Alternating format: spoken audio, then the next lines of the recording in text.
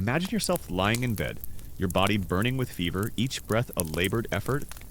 Your family has tried every known herb, every poultice, but the fever holds fast. Desperate, they have brought in the village wise woman. She has listened to your story, examined your symptoms, and after a moment of contemplation, she has declared that you are afflicted by a malevolent spirit. She has prepared a strange concoction, a brew of herbs, rainwater collected under the moon, and a strand of hair from a black cat. The taste is vile, but she tells you with a firm voice that it will expel the spirit and you will be well. Hey guys, tonight we're stepping back, way back, to a time when the world was a much scarier place. A place where the line between life and death was razor thin, and the unseen forces of the universe felt incredibly, terrifyingly real. Imagine yourself there, a chill wind whipping through your flimsy tunic, a persistent cough racking your chest, and the gnawing fear that this isn't just a cough, it's something else, something more. You're living in a time without antibiotics, without vaccines, without even a basic understanding of germs. A simple cut could be a death sentence, a fever could steal your child in a night, and the plague. Well, let's just say you probably wouldn't have survived it. So before you get comfortable, take a moment to like the video and subscribe, but only if you genuinely enjoy what I do here. And as you settle in, tell me where you're listening from and what time it is for you right now. Now, dim the lights. Maybe turn on a fan for that soft background hum, and let's ease into tonight's journey together. As you swallow the first mouthful, a strange sensation washes over you. Is it disgust or a flicker of hope? Perhaps both. But as she begins to chant, her voice a steady, calming drone, and you watch the candlelight flicker on her ancient face, something begins to shift within you. Not immediately, not miraculously, but a subtle change. You feel less alone. You feel less helpless. There is a plan. There is someone fighting for you. You find yourself in a world perpetually on edge, a landscape where the shadow of illness looms larger than any mountain. Every ache, every fever, every unexplained weakness is a potential harbinger of doom. You watch as your neighbors, your family, your friends succumb to ailments that seem to strike from nowhere, leaving behind a trail of grief and unanswered questions. There's no doctor to call, no emergency room to rush to, no pharmacy stocked with miracle cures. What do you do when your child's skin burns with fever, or your own limbs grow heavy with an unknown malaise? You look for answers, for hope, for anything that might offer a sliver of control in a world that feels utterly chaotic. This is the placebo effect at work, a phenomenon that modern science has studied extensively, but one that has been around since time immemorial. When you believe a treatment will help you, even if that treatment has no actual pharmacological effect, your body can respond as if it does. That belief can trigger your body's natural healing processes, reducing pain, decreasing inflammation, and even boosting your immune system. It's like when you convince yourself that eating a specific cookie will help you ace your exam, and suddenly you feel smarter. In this ancient landscape, the very air you breathe feels thick with unseen threats. You live in close quarters, often with livestock, and sanitation is a concept yet to be fully grasped. Waste is discarded into streets or rivers. Water sources are often contaminated, and personal hygiene is, shall we say, rudimentary. You're constantly exposed to pathogens you can't even begin to comprehend. A simple scratch from a thorn bush can fester into a deadly infection. The bite of a flea, an almost daily occurrence, could carry the dreaded Black Death. You learn to live with a constant low-level hum of anxiety, a quiet dread that accompanies every sneeze, every cough, every faint tremor in your body. The psychological comfort that belief in magical cures provided was immense. In a world riddled with disease and sudden death, where scientific explanations were absent, having a narrative, a reason for your suffering, was invaluable. If you were sick because of a curse, then at least you knew your enemy. And if there was a magical remedy to break that curse, then you had a path to action, a glimmer of hope to cling to. Consider the sheer psychological burden of this existence. You wake up each morning, and before you even think about your chores or your daily bread, a silent inventory of your body begins. Do you feel well? Is there a new ache? Is that rash spreading? Your life is a constant negotiation with invisible enemies. When someone falls ill, it's not just a physical ailment. It's a community crisis. Fear spreads faster than any contagion. You see the glazed eyes, the labored breathing, the telltale spots, and a cold dread grips your heart. You know, deep down, that you might be next. You are no longer a passive victim of fate. You are an active participant in your own healing. The act of seeking out the healer, the adherence to the rituals, the swallowing of the foul-tasting concoctions, all of these give you a sense of control. This feeling, even if illusory, can reduce stress and anxiety, factors that can exacerbate illness symptoms. You are doing something. You are fighting. This pervasive fear isn't just about the physical pain, it's about the spiritual and existential terror. Why has this happened? Is it a punishment, a curse, the wrath of an angry deity without a scientific framework? Your mind naturally turns to the supernatural. You live in a world where spirits, gods, and malevolent forces are not abstract concepts, but active participants in your daily life. The rustle of leaves, the sudden gust of wind, the inexplicable death of a cow, all could be signs, messages, or attacks from the unseen realm. A common historical fact is that many ancient cultures across the globe, from Egypt to China, had healing practices that incorporated spiritual and ritualistic elements. Shamans, priests, and medicine men all played crucial roles in healing, and the patient's belief in their power was often considered key to recovery. This demonstrates that the intertwining of medicine and spirituality was not an isolated phenomenon, but a widespread pattern in human history. You seek explanations, and the most readily available ones are often those rooted in the mystical. Perhaps you offended a local spirit. Maybe an enemy has cast a hex upon you. Or perhaps, just perhaps, the illness is a test, a trial from a higher power. These beliefs aren't just superstitions. They are your attempts to make sense of the senseless, to impose order on a chaotic, unpredictable reality. They provide a narrative, a reason, however terrifying, for the suffering you witness and endure. Think about the communal effect. When you are sick, your entire family and village are concerned. Your seeking of a magical cure is not just an individual act, but a collective one. Your family might participate in the rituals. Neighbors might bring protective charms, and the community as a whole rallies around your recovery. This social support, this feeling of being cared for and fought for, can be a powerful factor in improving your mood and overall well-being. It's like when you're having a bad day, and your friends show up with pizza and a plan to fix everything. Think about the sheer helplessness. When a loved one is racked with fever, you might try a poultice of herbs, a warm broth, or a cool compress. But when these simple remedies fail, and the illness continues its relentless march, what then? You're desperate. You're willing to try anything, absolutely anything, to alleviate the suffering and avert the inevitable. This desperation is the fertile ground in which the seeds of witchcraft as a cure begin to take root. If conventional methods fail, perhaps unconventional ones will succeed. If the illness is caused by something beyond the physical, then the cure must also be beyond the physical. A lesser-known detail is the role of healing narratives in the cunning folk's practice. The healer might tell you stories of others who were cured by magical means, or of powerful spirits that were overcome.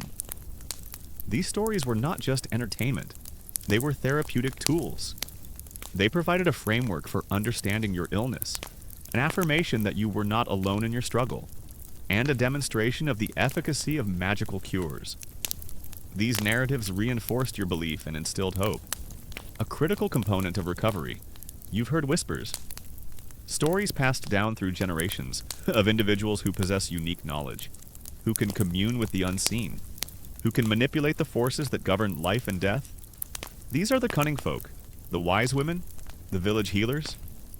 They are not always revered. Sometimes they are feared, sometimes viewed with suspicion. But when illness strikes and all else fails, they are often your last resort. You might approach them cautiously, perhaps under the cover of darkness, your heart pounding with a mix of hope and trepidation. Historians still debate whether the recoveries seen in those treated with magical cures were solely due to the placebo effect, or if some of the herbs and rituals had genuine, albeit limited, physiological effects that we don't fully understand. Was it the belief alone that healed? Or were there more complex mechanisms at play that modern science is still unraveling? It's an open question, as the mind-body connection remains a great mystery. The lack of understanding about the human body itself contributes to this reliance on the mystical. You don't know about organs, about blood circulation, about cells or bacteria.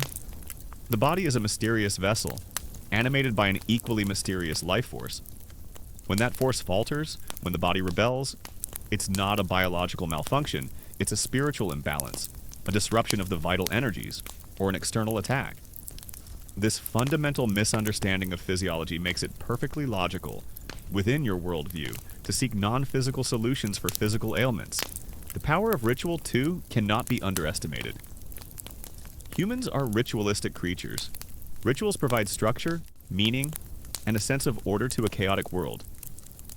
When you engage in a healing ritual, you are not just performing physical actions, you are participating in a deeply symbolic act. The repetitive actions, the chants, the use of sacred objects, all of these create an immersive experience that can alter your psychological state. Consider, for a moment, the common ailments you face. The constant threat of dysentery from contaminated water, the agony of toothaches, which could lead to fatal infections, the debilitating pain of arthritis, with no effective pain relief, the terror of childbirth, a leading cause of death for both mother and child. You live with chronic pain, constant discomfort, and the ever-present threat of sudden, swift death. In such a precarious existence, any glimmer of hope, any perceived intervention, no matter how strange, is clutched onto with fierce desperation. Think about the psychological relief of having an explanation. If you are sick and no one knows why, the feeling of helplessness can be the most terrifying thing. But if the wise woman tells you it's due to an old curse from a jealous neighbor, then suddenly you have a story. You have an enemy. You have a reason. This, even if a false explanation, can bring immense relief and allow you to focus your energy on fighting that cause. This isn't just about individual suffering, it's about the very fabric of society. When a community is constantly ravaged by disease, it impacts everything. Labor is lost, families are shattered, and a pervasive sense of vulnerability permeates daily life. The search for cures isn't just a personal quest, it's a societal imperative. If a specific illness seems to target a family or a village, it begs the question, why us, why now? And the answers often lead back to the realm of magic, either as a cause or as a potential solution. Expectation is another powerful factor. When you go to a healer with a reputation for magical cures, you arrive with a high expectation that they will help you. This expectation can, in itself, create a shift in your physiology. It can trigger the release of endorphins, reduce pain perception, and even improve immune function. Your body, in a way, begins to anticipate healing before it even truly happens. You might observe a pattern, a sudden outbreak of illness after a quarrel with a neighbor, or after a stranger passes through the village. Your mind, seeking connections, naturally links these events. It's not a coincidence, it's a cause and effect. The neighbor must have cursed you. The stranger brought ill will. In a world without germ theory, correlation often equals causation. And the most compelling explanations are often the most dramatic and supernatural. You might feel a surge of new energy after a healing ritual. Not because of a magical potion, but because of the release of tension and the reaffirmation of your belief. The feeling of being heard, understood, and aided by someone with spiritual power can be a potent balm for a troubled soul. It's like when you finally find that matching sock after searching for hours. A small but satisfying victory. The very concept of cure in this era is vastly different from your modern understanding. It's not about eradicating a specific pathogen or repairing a damaged organ. It's about restoring balance, appeasing offended spirits, breaking curses, or warding off evil influences. The remedies, therefore, are not pharmacological, but ritualistic. They involve incantations, talismans, herbal concoctions prepared under specific astrological signs, or offerings made to forgotten deities. You participate in these rituals with a solemnity born of desperation, hoping against hope that this time it will work. The trust in the healer was also a crucial element. The cunning folk were often respected members of the community, known for their wisdom and compassion. Your trust in them, as individuals, bolstered your belief in their methods. You weren't just believing in magic, you were believing in the person performing the magic. The relationship between healer and patient, built on trust and respect, was an essential component of the healing process. A common historical fact you might encounter is the widespread belief in the evil eye. You're constantly aware of it. A jealous glance, an envious comment. These aren't just rude, they're potentially dangerous. If you suddenly fall ill after someone looks at you the wrong way, it's not a coincidence, it's the evil eye at work. And to counteract it, you need a counterspell, a protective amulet, or the intervention of someone skilled in breaking such curses. This isn't just a minor superstition, it's a deeply ingrained belief that shapes your interactions and your understanding of illness. Recall how many times you felt better simply because you talked to someone about your problems. The cunning folk provided a space for you to voice your fears, anxieties, and suffering. This act of sharing the burden, combined with the promise of a magical solution, could be a form of early psychotherapy. They weren't just healing the body, they were healing the mind. A lesser-known detail you might stumble upon is the use of sympathetic magic in healing. Imagine you have a wart. Instead of a modern medical procedure, a cunning woman might tell you to rub the wart with a piece of meat, then bury the meat. As the meat decays, the wart is supposed to disappear. The logic within this framework is that the wart sympathizes with the decaying meat, and as one wastes away, so too does the other. It's a fascinating, if somewhat gruesome, example of how people try to manipulate natural processes through magical means. The lack of understanding of anatomy and physiology also meant that the lines between physical and psychological symptoms were often blurred. Someone suffering from anxiety or depression might manifest physical symptoms like headaches, stomach pains, or fatigue. In a world without the concept of mental health, these symptoms would be explained as the result of a curse or an evil spirit. And thus, a magical cure could, through the placebo effect, genuinely alleviate those physical symptoms by addressing the underlying psychological cause. Historians still debate whether the widespread belief in witchcraft as a cure was primarily a reflection of genuine spiritual conviction or a pragmatic response to the limitations of medical knowledge. Was it a deep-seated faith in the supernatural, or simply the best available option in a world where scientific understanding was virtually non-existent? Perhaps it was a complex blend of both, where spiritual beliefs provided comfort and meaning, while the rituals offered a tangible, albeit often ineffective, course of action. You may have seen individuals, after undergoing magical cures, experience remarkable recoveries. Stories of these recoveries would spread through the village, further cementing the belief in the power of magic. While some cases might have been due to the self-limiting nature of the illness, or genuine effects of herbs, many others were undoubtedly due to the power of belief and the placebo effect. These success stories became living proof, reinforcing the collective faith in magical healing. You live in a world where the boundaries between the natural and the supernatural are incredibly porous. A sudden storm isn't just weather, it could be the work of a disgruntled spirit. A bountiful harvest isn't just good fortune, it could be a blessing from the gods. An illness, therefore, is rarely just a physical phenomenon. It's almost always imbued with deeper meaning, a sign of something amiss in the spiritual realm.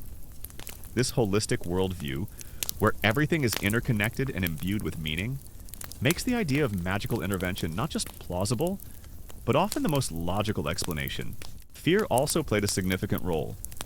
If you believed a curse was killing you, and the healer performed a ritual to expel that curse, the release from that fear could be a powerful factor in your recovery. Fear can debilitate the body and mind, and removing that fear can allow your body to begin its natural healing process. It's like when you finally find that matching sock after searching for hours, a small but satisfying victory. Consider the role of dreams in your understanding of illness. You might have a vivid dream of a shadowy figure or a strange animal, and then wake up feeling unwell. This isn't just a bad night's sleep, it's a premonition, a spiritual attack that has manifested in your physical body. You would seek someone who could interpret these dreams, who could understand the hidden messages and provide a magical countermeasure to the perceived threat. Your inner world and the external world are constantly mirroring each other, and illness is often the clearest reflection of this interplay. The rituals often involved powerful sensory elements, the smell of burning herbs, the sound of chants, the feel of an amulet placed on your skin. These multi-sensory experiences could enhance belief and create an atmosphere of mystique, making you feel as though you were truly interacting with supernatural forces. They were a performance, but a performance with healing intent. The very act of seeking a magical cure also provides a sense of agency. In a world where you feel powerless against disease, consulting a cunning person, performing a ritual, or wearing an amulet gives you something to do. It's a proactive step, a way to fight back against the unseen forces that threaten your well-being. Even if the cure doesn't work in a physiological sense, the act of attempting it can provide psychological relief, a feeling that you are not simply passively waiting for fate to unfold. So, as you reflect on the role of belief in these magical cures, you realize that it was not merely a simple superstition. It was a profound human response to suffering, a way to find meaning and control in a world rife with uncertainty. The power of the placebo effect, the psychological comfort, the community support, and the release from fear. All these elements combine to make belief in magic a potent medicine, offering hope and recovery to countless individuals in an era when modern medicine was still a distant dream. You understand that. Sometimes, what you believe can heal is as important as the healing itself. You might witness a ritual where the healer uses specific herbs, not just for their medicinal properties, but for their symbolic power. A plant known for its resilience might be used to imbue strength. An herb with a strong scent might be used to drive away evil spirits. The efficacy of the remedy is often tied as much to its perceived magical attributes as to any actual pharmacological effect. You participate in these rituals with a mixture of awe and desperate hope, clinging to the belief that this time, the magic will work. You've now seen how powerful belief could be in the healing process, even for illnesses attributed to magic. But what happens when the magic fails? What happens when the cunning person's remedies don't work, and the sickness continues its relentless march? In a world so deeply entwined with the supernatural, failure isn't just a medical setback, it's a profound crisis of belief, and it often leads to a desperate search for blame, scapegoats, and a way to reassert social order. The social aspect of these practices is also significant. When you seek a magical cure, you're not just engaging in a private act. You're often involving your family, your community, and the local healer. These rituals can reinforce social bonds, provide a shared experience of hope and fear, and offer a collective response to the threat of illness. It's a way for the community to come together, to support one another, to collectively confront the invisible dangers that plague their lives. Imagine the scene: your child, despite all the charms, potions, and rituals, continues to waste away. The fever persists, the cough deepens, and their eyes grow increasingly distant. The hope that had blossomed with the cunning woman's intervention slowly withers, replaced by a cold, gnawing dread. You've done everything. You've spent your meager savings, followed every instruction, believed with all your heart, yet the illness remains. What could possibly explain this devastating failure? So, as you drift deeper into this historical landscape, you begin to understand that the popularity of witchcraft as a cure wasn't simply a matter of ignorance. It was a complex, multifaceted phenomenon born from a profound lack of scientific understanding, a pervasive fear of the unknown, and a desperate human need for control and meaning in the face of overwhelming suffering. You see how deeply ingrained these beliefs were, how they shaped daily life, and how they provided a framework, however flawed, for understanding and responding to the relentless onslaught of disease. The world you inhabit is one where the whispers of magic are just as real, and often more comforting, than the harsh realities of illness. In your modern world, you'd understand that some diseases are simply incurable, or that the treatment wasn't effective. But in this ancient context, where illness is often seen as a spiritual attack, failure implies something far more sinister. It means the magic wasn't strong enough, or worse, that a more powerful, malevolent force is at play.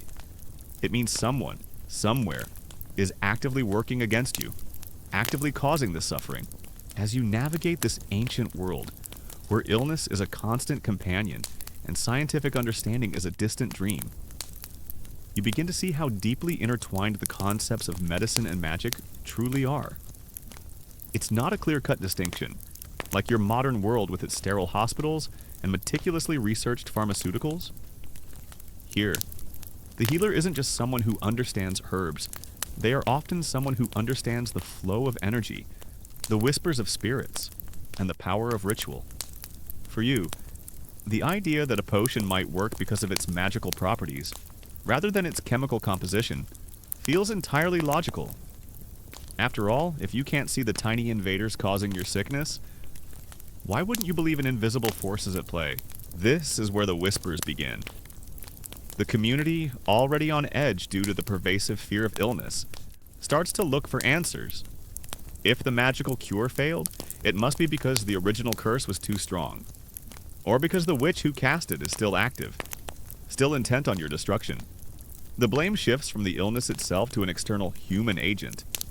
Someone must be responsible. Someone must pay. Imagine your village's local healer, and they might be an elder, perhaps a woman with a weathered face and knowing eyes, or a man whose hands are stained with the earth. They don't have a diploma hanging on their wall, or a fancy medical bag. Their tools are the plants gathered from the forest, the stones collected from the riverbed, and the knowledge passed down through generations, a knowledge that blends practical observation with mystical interpretation. When you approach them with your ailing child, they don't just examine the fever. They might also look for signs of ill will, a bad omen, or a disturbance in the spiritual harmony of your home. Consider the social dynamics at play. Communities in this era were often tight-knit, but also prone to internal tensions, old grudges, petty jealousies, land disputes, or simply an individual who was perceived as different could fester beneath the surface. When a crisis like inexplicable illness strikes, these underlying tensions can erupt, and the search for a scapegoat becomes almost inevitable. It's like when your group project fails, and everyone immediately starts looking for who didn't pull their weight, even if the problem was the assignment itself. This blending of the mundane and the magical is evident in almost every aspect of ancient healing. Take, for instance, the use of herbs.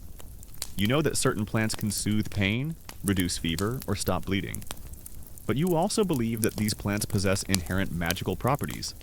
Mugwort, for example, might be used to aid digestion, but it's also thought to ward off evil spirits and bring prophetic dreams. Willow bark eases aches, but its connection to water and the moon might also make it potent for emotional healing. The plant isn't just a physical remedy, it's a conduit for spiritual energy. It's like your modern-day kombucha, but with added fairy dust. A common historical fact is that accusations of witchcraft often arose in times of hardship or crisis, such as crop failures, livestock deaths, or widespread illness. These periods of acute stress heightened anxieties and made communities more susceptible to finding human explanations for their misfortunes.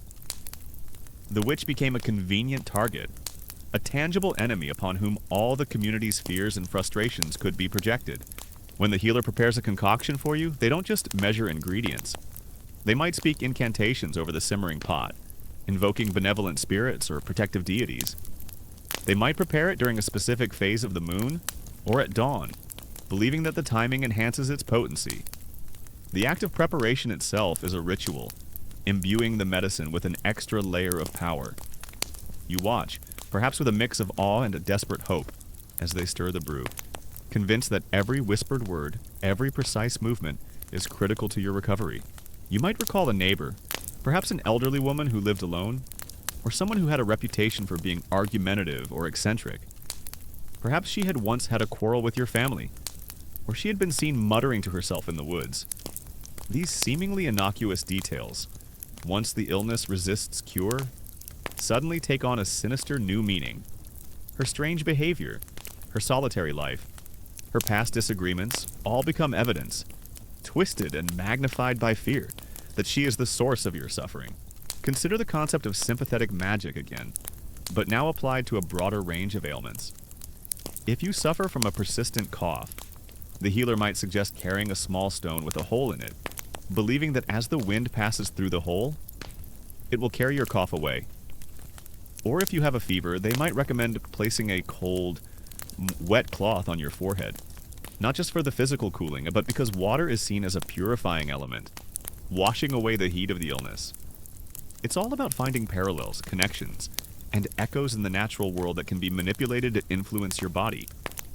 It's like trying to fix your internet by restarting your router, and then also sacrificing a small, tasty snack to the Wi-Fi gods. The process of accusation could be terrifyingly swift. Whispers turn into murmurs, murmurs into open accusations. People who were once neighbors become suspicious strangers. The fear of contagion, both physical and magical, creates a powerful incentive to identify and neutralize the perceived source of malevolence. You might find yourself joining the chorus of accusers, driven by desperation and a primal need to protect your family from further harm. The human body itself is viewed through a lens that combines the physical with the spiritual. Illness isn't just a breakdown of biological systems. It's a disharmony, a blockage of vital energies, or an intrusion of malevolent forces. If you have a persistent headache, it might be a physical ache, but it could also be a sign that a negative entity is trying to enter your mind. The cure, therefore, isn't just about alleviating the pain. It's about expelling the unwanted presence, restoring the flow of energy, or reestablishing spiritual balance. A lesser-known detail is the concept of maleficium, which refers to the harmful magic supposedly practiced by witches. When a magical cure failed, it was often attributed to a more powerful maleficium at work. The cunning folk's benevolent magic was simply overwhelmed by the witch's malevolent magic. This distinction was crucial, as it allowed communities to maintain their belief in the efficacy of good magic while still explaining why a particular cure might have failed. It wasn't the magic that was flawed, it was the witch who was too strong. You see this in the practice of laying on of hands, where a healer might place their hands on your afflicted area, not just to provide comfort, but to transfer healing energy or to draw out the illness. This isn't seen as a purely physical act. It's a spiritual one, a channeling of power that transcends the visible. It's a common historical fact that many ancient cultures, from Egypt to Mesopotamia, believed in the power of touch for healing, often accompanied by prayers or spells. Historians still debate the extent to which witchcraft accusations were genuinely believed by the accusers, or if they were sometimes a convenient tool for settling scores, acquiring property, or eliminating undesirable members of the community. Was it pure, unadulterated fear, or was there a calculated, pragmatic element to some of the accusations? It's a complex question, as human motivations are rarely simple. A lesser-known detail is the use of dream incubation for diagnosis and healing. If you were suffering from a mysterious illness, you might go to a sacred site, perhaps a temple or a specific cave, and sleep there, hoping that a deity or a spirit would visit you in your dreams and reveal the cause of your illness or the path to its cure. The dream wasn't just a random nocturnal event. It was a direct communication from the divine, a source of profound insight into your ailment. It's like getting a medical diagnosis from your subconscious, but with more dramatic lighting and perhaps a talking badger. The social pressure to conform was immense. If the community began to suspect someone of witchcraft, remaining silent or defending the accused could put you at risk. You might be seen as an accomplice, or even as bewitched yourself. The fear of being ostracized, or worse, of becoming the next target of accusation, compelled many to participate in the persecution, even if they harbored private doubts. Historians still debate whether the effectiveness of these ancient healing practices, particularly those incorporating magical elements, was primarily due to the placebo effect, or if some of the herbal remedies had genuine, albeit limited, pharmacological benefits. Was it the belief in the magic that truly healed? Or were they just stumbling upon natural compounds that offered some relief? Even if they didn't understand why, it's a complex question, as the human mind's power over the body is undeniable, even today. Think about the psychological relief that an accusation could bring. When you're facing inexplicable suffering, and the conventional and magical remedies have failed, the act of identifying a culprit can provide a profound sense of release. It channels your fear and frustration into a tangible target, giving you a sense of agency and purpose in your desperate fight against the illness. It's like finally finding the person who ate your last slice of pizza. The problem isn't solved, but at least you know who to glare at. Your understanding of the world is deeply animistic. Every tree, every rock, every body of water has a spirit. The wind carries messages, and the stars influence your destiny. When you fall ill, it's natural to consider which of these spirits you might have offended, or which celestial alignment is causing your misfortune. The healer, therefore, acts as an intermediary, someone who can interpret these signs and negotiate with the unseen forces on your behalf. They are not just medical practitioners, they are spiritual guides. The methods used to prove witchcraft were often brutal and illogical. Accused witches might be subjected to swimming tests thrown into water, believed to float if guilty, pricking tests searching for insensitive spots on the body, or forced confessions under torture. These methods, designed to extract admissions of guilt, often ensured that anyone accused, whether innocent or not, would eventually confess to save themselves from further torment. Think about the rituals surrounding birth and death. These are moments of profound transition, where the veil between worlds feels thinnest. When a baby is born, rituals are performed to protect it from malevolent spirits and ensure a healthy life. When someone dies, rituals are performed to ensure their safe passage to the afterlife and to prevent their spirit from lingering and causing harm. These aren't just cultural traditions. They are vital acts of protection and appeasement, essential for maintaining the balance of the community and warding off illness and misfortune. You might witness a trial not in a formal courtroom, but in the village square, where the accused witch is confronted by their accusers. The evidence presented would be anecdotal strange occurrences, unexplained illnesses, bad luck following an argument. The atmosphere would be charged with fear and righteous anger, fueled by the community's desperation to find an explanation for their suffering and to restore a sense of order.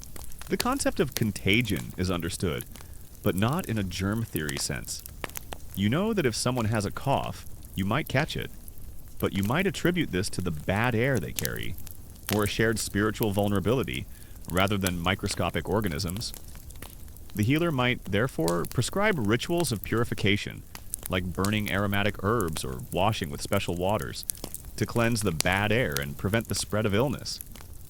It's a practical response, but framed within a magical worldview.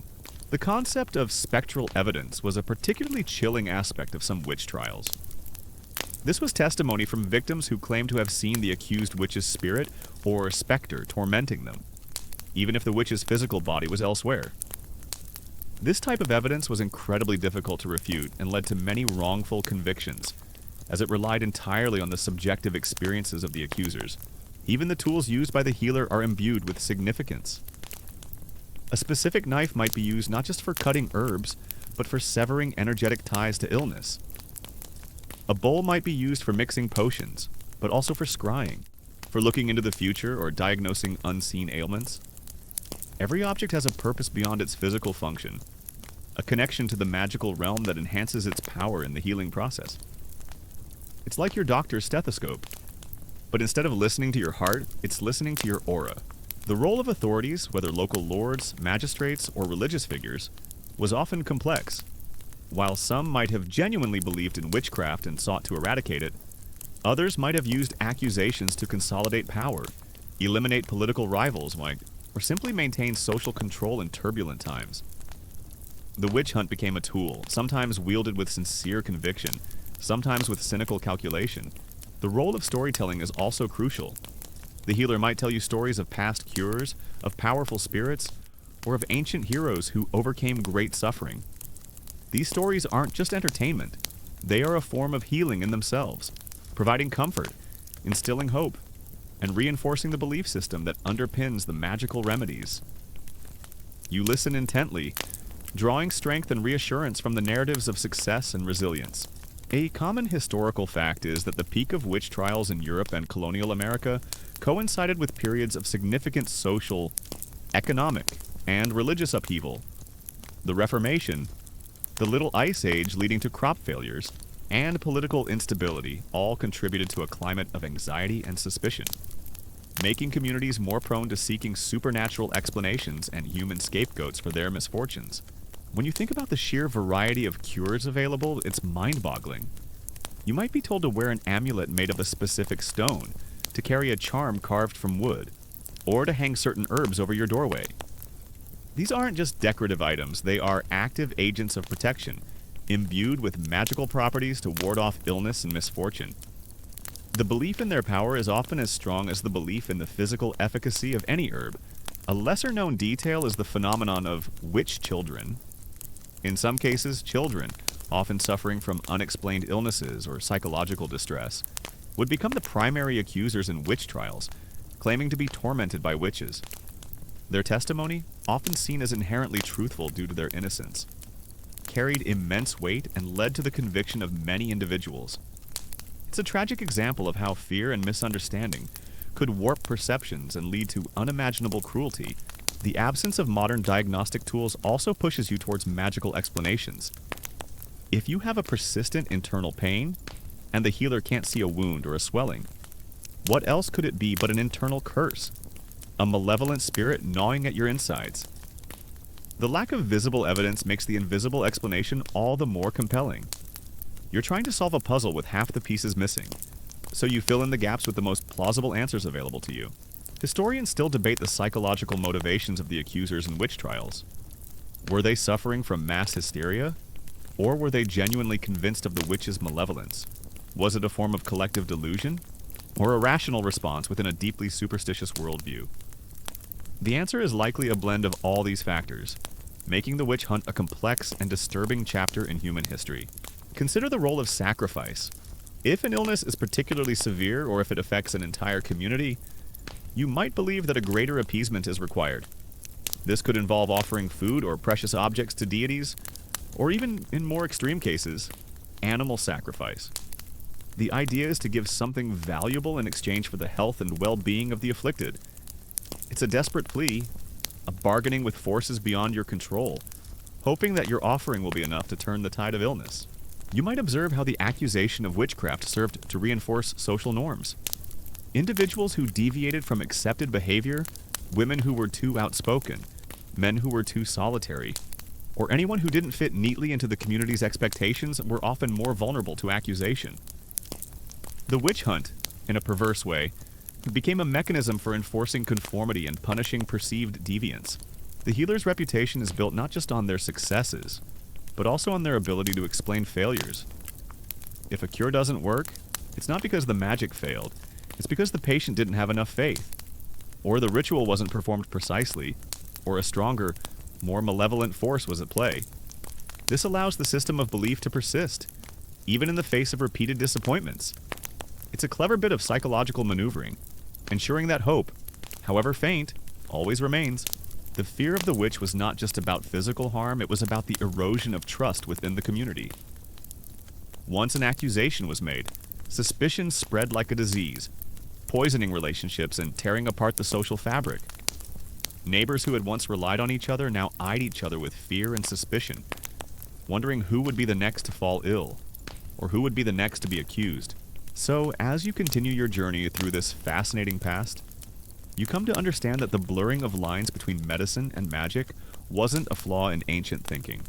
It was a fundamental aspect of how people understood and interacted with their world. In a time without scientific method, without germ theory, and without the vast array of medical advancements you take for granted, magic provided a framework for understanding illness, a means of intervention, and a source of profound psychological comfort.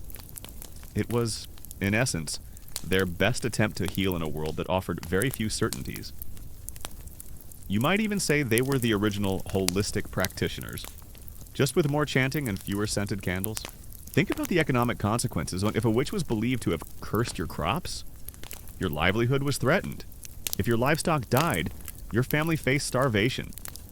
The witch, therefore, was not just a spiritual threat, but an economic one, a direct impediment to your survival. This added another layer of urgency and desperation to the need to identify and eliminate them. As you continue your journey through this historical tapestry, where the threads of medicine and magic are so tightly woven, you begin to confront a particularly chilling aspect of ancient life, the inexplicable illness. You've seen how readily people turn to mystical explanations for ailments when scientific understanding is absent. But what about those sicknesses that defy even the most common herbal remedies? Those that strike without warning and linger without clear cause in your world? These aren't just medical mysteries, they're clear signs of something far more sinister. Something that demands a supernatural diagnosis and, by extension, a supernatural solution. The concept of confession was central to the witch trials. Once an accused witch confessed, often under duress, it was seen as undeniable proof of their guilt and a validation of the community's fears. These confessions, however coerced, served to solidify the belief system and justify the brutal punishments that followed. Imagine a child, vibrant and full of life one day, suddenly struck by a mysterious, wasting sickness. They grow pale, lose their appetite, and their strength drains away with each passing hour. You try every known remedy, every poultice, every soothing broth. Nothing works. The child continues to fade. In your modern world, you'd suspect a rare genetic disorder, a complex autoimmune disease, or a particularly aggressive infection. But here, in this ancient setting, your mind immediately leaps to a different, more terrifying conclusion. This isn't natural. This is the work of malevolent magic. You might see the accused witch, after confessing, being paraded through the village, a public spectacle designed to reinforce the community's victory over evil and to serve as a warning to others. The execution, whether by hanging, burning, or drowning, was not just a punishment. It was a ritual act of purification, believed to cleanse the community of the malevolent influence that had plagued it. Why does your mind jump to such conclusions? Because you live in a world where every unusual event, every stroke of bad luck, every sudden misfortune is seen as a potential sign of unseen forces at play. If your crops fail, it might be the weather, but it could also be a curse on your land. If your cow stops giving milk, it might be illness, but it could also be the evil eye. And if a sickness defies all logical explanation, if it seems to come from nowhere and resist all conventional efforts, then it must be something beyond the natural. It must be magic. So, as you reflect on this dark chapter, you realize that the search for blame and scapegoats when magical cures failed was a tragic, yet understandable, consequence of living in a world without scientific understanding of disease. The inexplicable illness, combined with deep-seated fears and social tensions, created a fertile ground for accusations of witchcraft. The witch hunt, therefore, was not just about persecuting individuals. It was about a community's desperate attempt to make sense of suffering, to reassert control, and to restore a fragile sense of order in a world that felt perpetually on the brink of chaos. You understand now that when hope for a cure dwindled, the finger of blame often pointed directly at those deemed to be wielding dark magic. This attribution of inexplicable illness to malevolent magic stems from a fundamental need for explanation and control. When you are powerless against an unseen enemy, it is comforting, in a strange way, to at least identify that enemy. If the illness is caused by a witch or a demon or a curse, then at least you know what you are fighting. It gives you a tangible, albeit terrifying, target for your desperate efforts. It's like your Wi-Fi suddenly dying, and instead of blaming the router, you blame the mischievous gremlins living in your walls. You've witnessed the desperate search for blame when magical cures failed, leading to the terrifying accusations of witchcraft. Now, as the shadows deepen and the fear intensifies, you are about to see a tragic transformation, the very figures who were once sought for their healing touch. The cunning folk and wise women, slowly morphing in the public imagination from respected healers into feared and persecuted witches. This shift marks a dark turning point, where the line between benevolent magic and malevolent sorcery becomes fatally blurred. Consider the symptoms that were most often attributed to witchcraft. These were typically conditions that were poorly understood, had no obvious physical cause, or presented with bizarre and erratic behaviors. Epilepsy, with its sudden seizures and loss of consciousness, was often seen as a sign of demonic possession or a witch's curse. Mental illnesses, with their confused thoughts, hallucinations, and unpredictable actions, were almost universally attributed to external magical influence. Even chronic pain, persistent fatigue, or a lingering cough could, if they resisted other remedies, eventually be labeled as the work of dark magic. Imagine the cunning woman from your village, the one you trusted with your child's fever, the one who knew every herb and every charm. She was once a source of comfort, a beacon of hope in times of despair. But now, as illnesses persist and misfortunes multiply, a chilling narrative begins to take hold. Her unique knowledge, once seen as a gift, is now viewed with suspicion. Her solitary life, once a sign of her dedication, is now evidence of her secret dealings. The very power that made her valuable now makes her dangerous. You might witness a neighbor suddenly fall into a deep melancholy, refusing to eat or speak, their eyes distant and vacant. You try to comfort them, offer them food, bring them to the local healer, but when nothing changes, when their spirit seems to be slowly extinguished, the whispers begin. It's a spell, someone might murmur. They've been bewitched. And once that idea takes root, it spreads like wildfire through the community, solidifying into a terrifying consensus. This transformation wasn't sudden, it was a gradual, insidious process, fueled by a complex interplay of religious doctrine, social anxiety, and the inherent human need to find a tangible enemy for intangible problems. The Church, with its growing emphasis on a singular, all-powerful God, increasingly condemned any form of magic that wasn't sanctioned by its own rituals.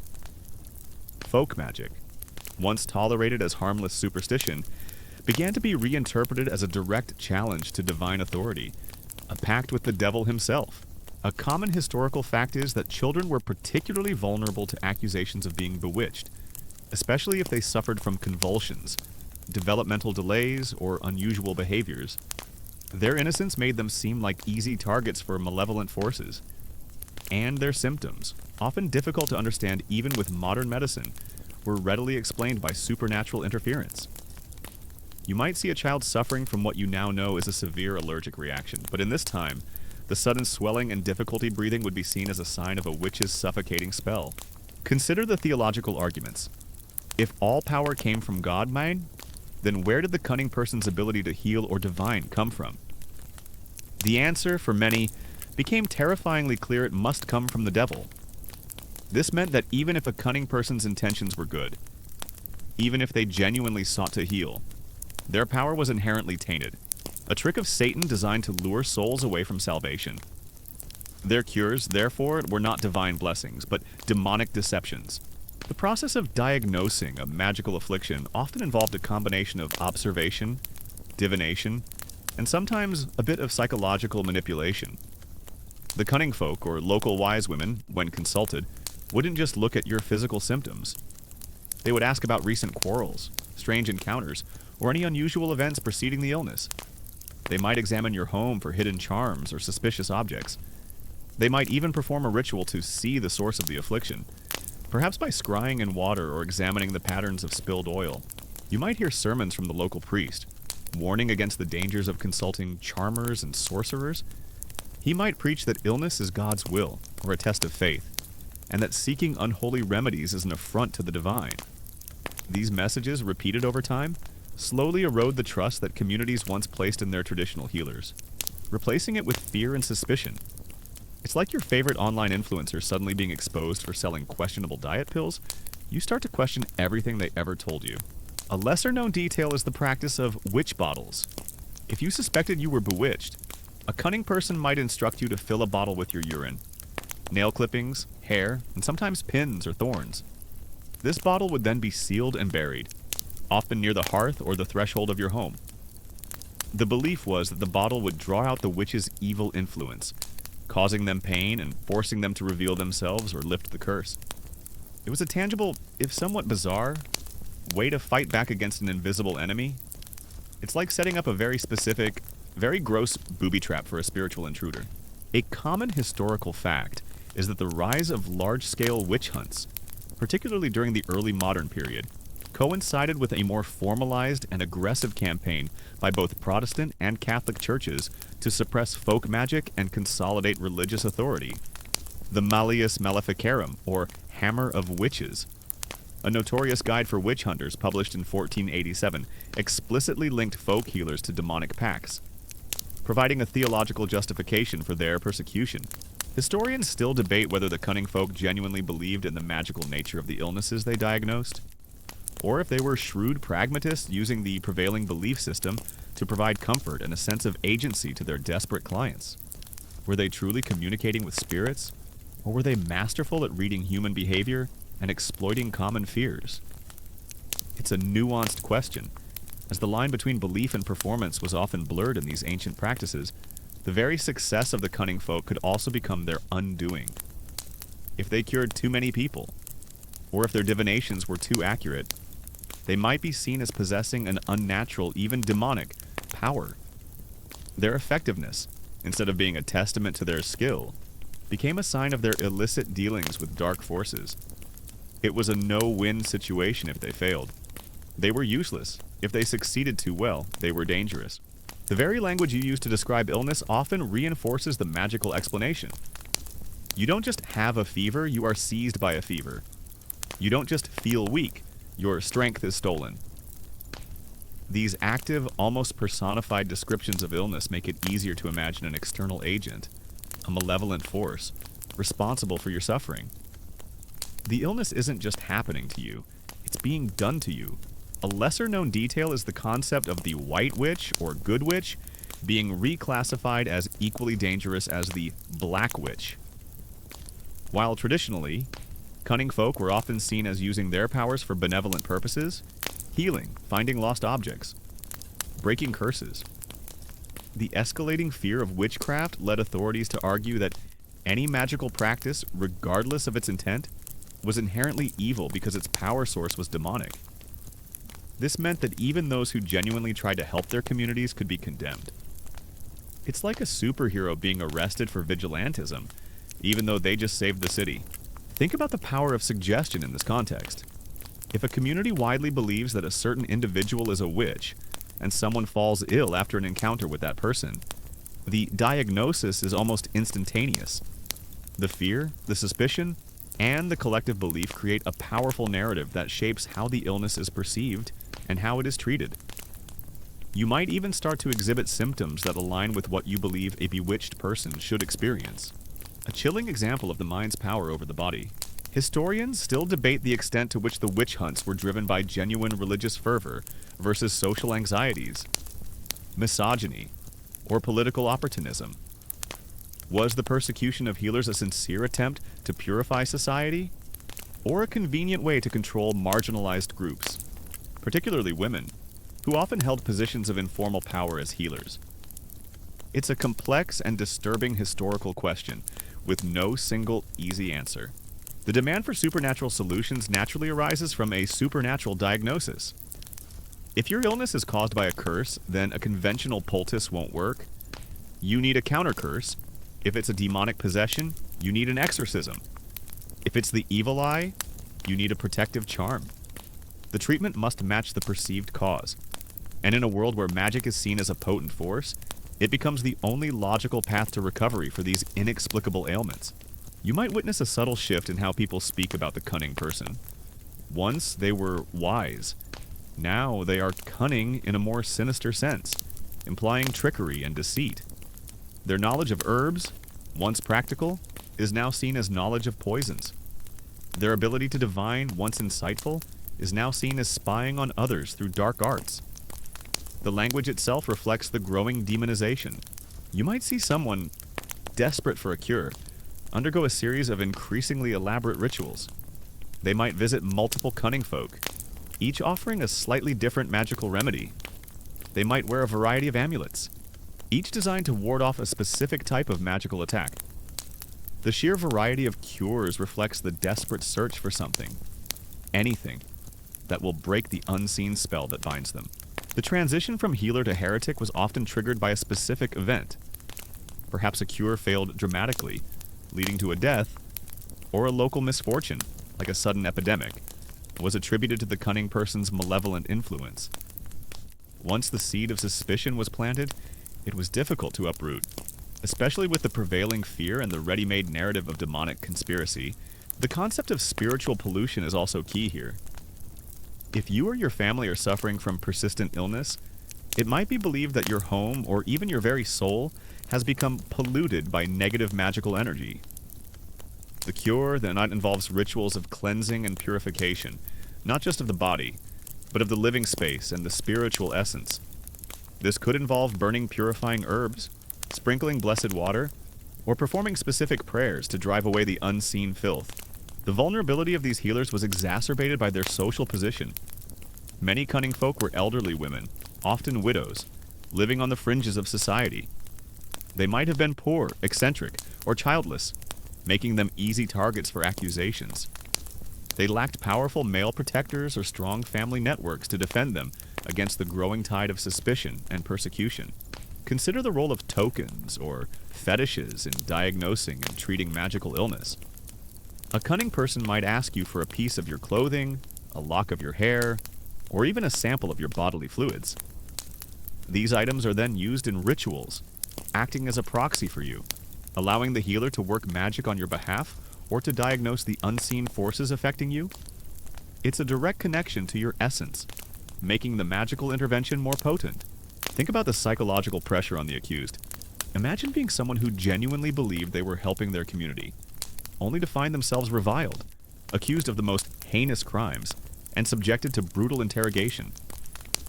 The cognitive dissonance must have been immense, leading some to genuinely believe they had somehow, unknowingly, fallen prey to the devil's influence, or to confess simply to end the torment.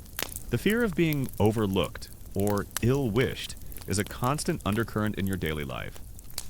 You learn to be careful with your words, to avoid boasting, and to be wary of those who might harbor envy or resentment. Because if someone wishes you ill and they possess even a sliver of magical ability, that ill wish could manifest as sickness, misfortune, or even death.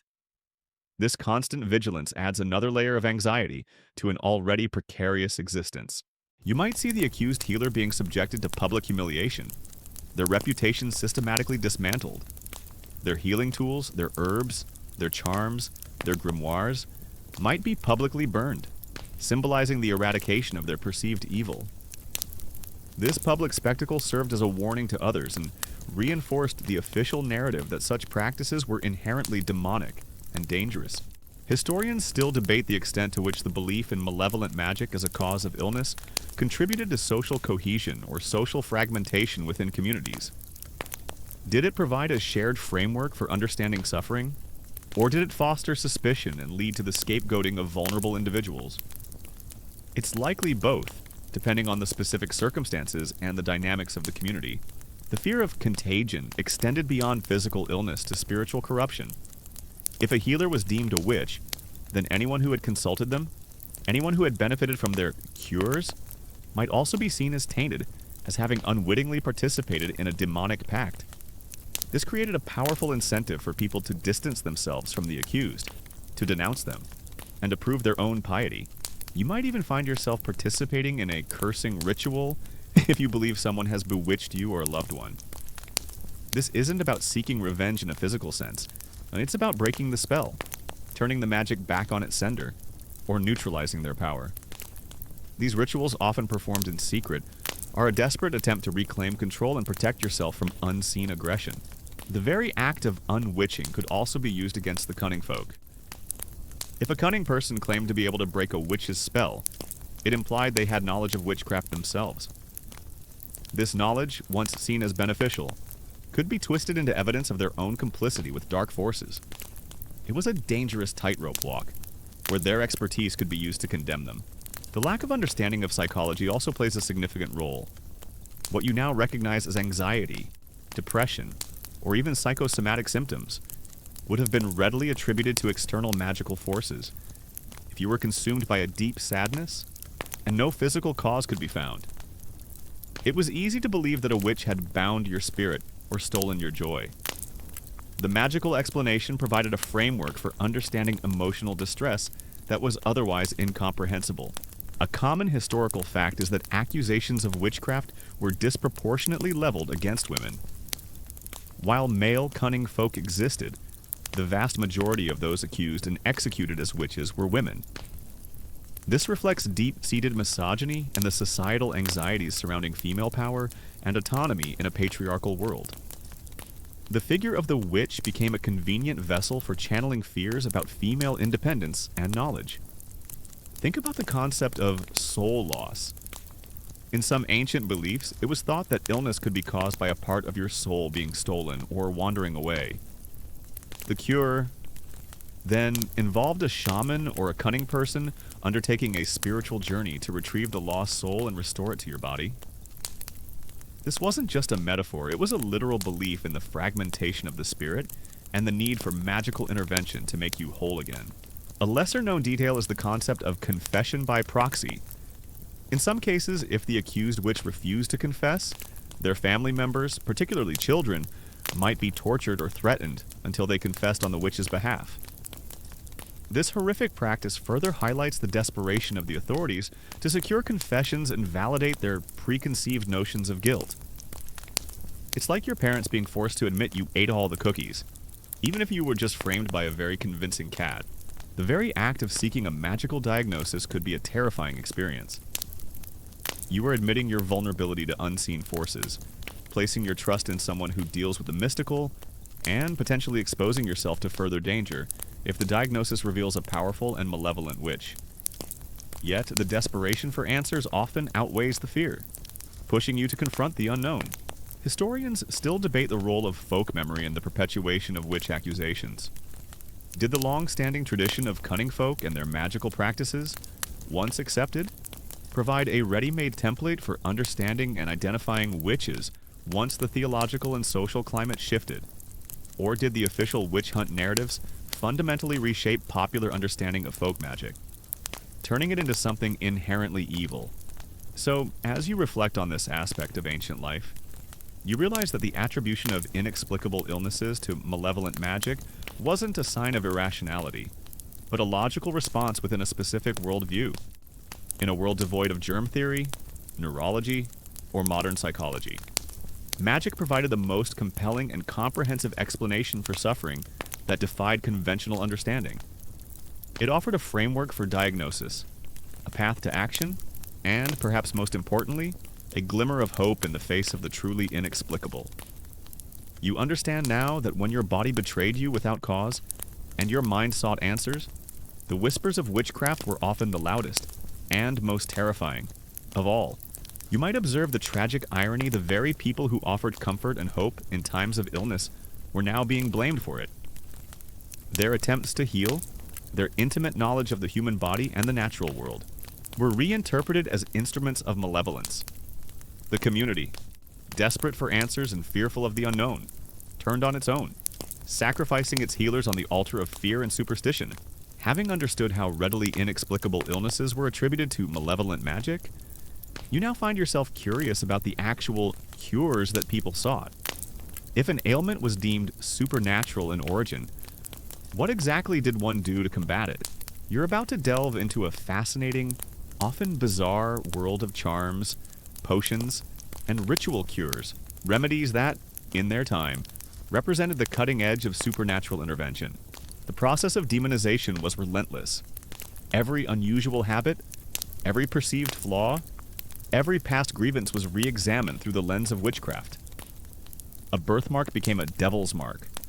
A pet cat became a familiar. A solitary walk in the woods became a secret meeting with evil spirits. The mundane was transformed into the monstrous, building a case for their guilt brick by terrifying brick. Imagine you've just received the terrifying diagnosis you've been bewitched. Your stomach churns not just from the illness, but from the sheer dread of it. What now? You're directed to the cunning person, the wise woman, or perhaps even a local priest who dabbles in folk magic.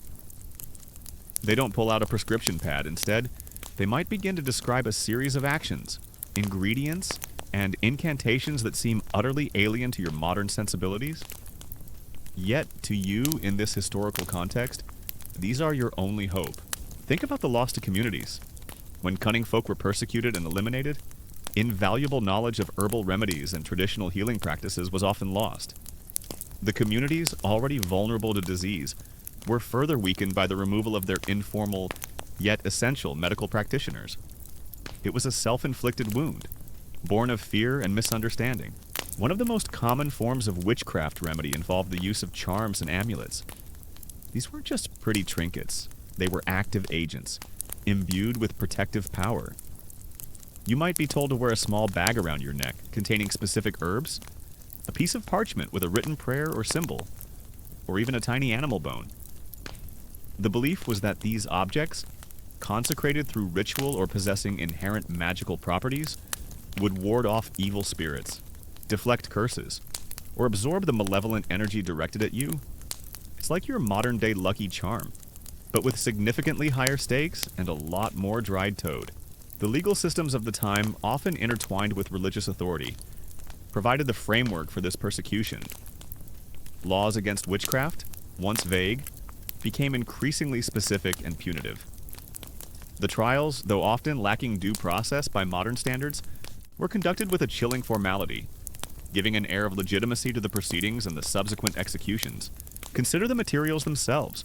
Certain stones, like jet or coral, were believed to have protective qualities.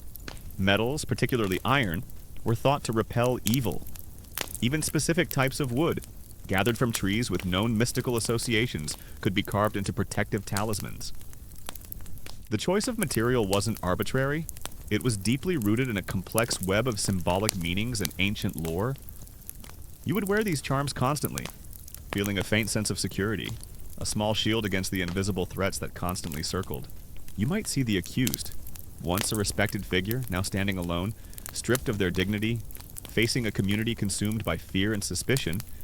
Their pleas of innocence fall on deaf ears, drowned out by the clamor for justice against the perceived source of their suffering. The transformation is complete. The healer has become the heretic, the trusted guide, the terrifying witch. Then there were the potions. These weren't your grandmother's herbal teas, they were often complex concoctions, blending medicinal herbs with ingredients that seem, to you, utterly repulsive or nonsensical. Animal parts, dried blood, powdered bones, even the dung of certain creatures might be added, believed to transfer the animal's strength or protective qualities. Water collected from specific wells, or at certain times, was considered especially potent. These mixtures were often bitter, foul-smelling, and difficult to swallow. But you'd force them down, convinced that their very unpleasantness was a sign of their powerful effect. So, as you close your eyes on this unsettling chapter, you understand the profound tragedy of the cunning folk's fate. They were caught in a brutal historical current, swept from their roles as respected healers to reviled witches. Their story is a stark reminder of how fear, ignorance, and the desperate search for answers in the face of inexplicable suffering can twist perception, demonize the innocent, and lead to unimaginable cruelty. The very magic that once offered hope became the very thing that condemned them. A common historical fact is the use of sympathetic magic in these potions. If you had a fever, a potion might include ingredients that were naturally cold or had a cooling effect, not just physically, but symbolically. If you suffered from a wasting disease, ingredients associated with growth or vitality might be used. The idea was that by consuming these substances, you would absorb their inherent qualities, thereby influencing your own body's condition. It's like trying to get rich by eating gold leaf-covered cupcakes, conceptually similar, but probably less effective for your bank account. You've witnessed the terrifying transformation of healers into heretics, the tragic climax of a world steeped in magical belief. But now, as the centuries turn and the gears of human understanding slowly grind forward, you begin to perceive a faint, yet growing light on the horizon. This is the dawn of empirical medicine, the slow, often painful, rise of science, and with it, the gradual fading of the magical spell that once held sway over the treatment of illness. The world is changing, and your desperate reliance on charms and incantations is about to be challenged by something new: observation, experimentation, and a burgeoning understanding of the natural world. A lesser-known detail about these potions is the importance of the container and the method of preparation. A potion might need to be brewed in a specific type of pot, stirred with a particular wooden spoon, or left to steep under the light of a full moon. Sometimes, the container itself was believed to hold magical power, or the act of stirring in a specific direction was crucial. These intricate details weren't just flourishes, they were seen as essential components that activated the potion's magical efficacy. The ritual was as important as the ingredients. Imagine yourself in a bustling city, perhaps London or Paris, in the 17th or 18th century. The air is still thick with superstition, and whispers of witchcraft haven't entirely vanished. But something fundamental is shifting. You might still consult a cunning person for a love charm, but when your leg is broken, you're increasingly likely to seek out a bone setter, someone whose skill is based on practical experience rather than spiritual insight. When a fever rages, you might still offer a prayer, but you also notice that some practitioners are beginning to record symptoms, track patterns, and try different physical interventions, not just magical ones. Historians still debate whether the efficacy of these potions, beyond any genuine herbal properties, stemmed primarily from the powerful placebo effect, or if the sheer act of engaging in a complex ritual provided psychological comfort and a sense of control that aided recovery. Was it the belief that truly healed? Or did the body sometimes rally simply because the mind was convinced it was being helped? It's a fascinating interplay of belief and biology. This isn't a sudden, a dramatic overthrow of magic by science. It's a slow, often messy transition. For centuries, medicine was largely based on ancient theories. like the humoral theory, which posited that illness was caused by an imbalance of 4 bodily fluids: blood, phlegm, yellow bile, and black bile. While these theories were often wrong, they provided a framework for observation and treatment, even if the treatments themselves were sometimes ineffective or harmful, like bloodletting. The key here is that these were physical explanations, not primarily spiritual ones. Beyond charms and potions, ritual cures formed a significant part of the witchcraft approach to illness. These were often elaborate, multi-step processes designed to expel malevolent entities, break curses, or restore spiritual balance. You might be instructed to walk around a specific tree a certain number of times, or to bury an object at a crossroads at midnight. These actions weren't random. They were symbolic gestures, believed to interact with the unseen forces causing your affliction. You see the emergence of anatomical studies. Instead of attributing a persistent cough to a demon, physicians begin to dissect bodies, trying to understand the internal workings of the human machine. They map organs, trace nerves, and observe the effects of disease on tissues. This is gruesome work, often done in secret due to societal taboos, but it lays the groundwork for a truly empirical understanding of the body. It's like trying to fix a broken car. But instead of blaming mischievous car sprites, you actually open the hood and look at the engine. Consider the unbinding rituals. If you believed you were bound by a witch's spell, perhaps suffering from paralysis, chronic pain, or an inability to speak, the cunning person might perform a ritual involving knots. They would tie knots in a cord, representing the binding, then slowly untie them while reciting incantations, symbolizing the loosening of the spell. As each knot was undone, you would feel a surge of hope, a belief that your freedom from the illness was being restored. Consider the development of the microscope in the late 17th century. While it wouldn't immediately lead to germ theory, it allowed people to see a world invisible to the naked eye. Imagine the awe, and perhaps a little revulsion, as you peer through a lens and see tiny, squirming creatures in a drop of pond water. This visual evidence, however rudimentary, begins to chip away at the idea that all unseen illness is caused by spirits or curses. It suggests that there are other smaller physical entities at play. Exorcisms, while often associated with religious institutions, also had their place in folk magic as a cure for illness, attributed to demonic possession. If someone exhibited violent fits, spoke in strange voices, or seemed to be controlled by an external entity, an exorcism might be performed. This would involve prayers, holy water, sacred objects, and often a confrontational dialogue with the perceived demon, demanding its departure from the afflicted body. It was a terrifying spectacle, but one born of desperate necessity. A common historical fact is the gradual decline in large-scale witch trials as scientific thought gained prominence. While individual accusations continued, the widespread state-sanctioned persecutions began to wane in many parts of Europe by the late 17th and 18th centuries. This wasn't solely due to scientific advancement, but the shift in intellectual climate certainly played a role, making supernatural explanations for misfortune less palatable to educated elites. You might also encounter rituals involving fire or smoke. Burning specific herbs like rosemary or juniper was believed to cleanse a space of negative energy and drive away illness-causing spirits. You might be instructed to pass a sick child through the smoke, or to fumigate your home, believing that the smoke would purify and protect. Fire, as a transformative element, was seen as particularly potent for burning away illness and misfortune. You might notice a change in the language used to describe illness. Instead of seized by a fever, you hear more about inflammation or imbalance of humors. While still imperfect, this new vocabulary reflects a growing attempt to categorize and understand disease in physical terms, rather than purely spiritual ones. The focus slowly shifts from appeasing spirits to manipulating bodily functions. The use of effigies or poppets is another intriguing aspect. If you suspected a specific individual had bewitched you, a cunning person might create a small doll or figure representing that person. Pins might then be stuck into the effigy, or it might be subjected to other symbolic actions, with the belief that whatever happened to the effigy would happen to the witch, forcing them to lift the curse or suffer the consequences.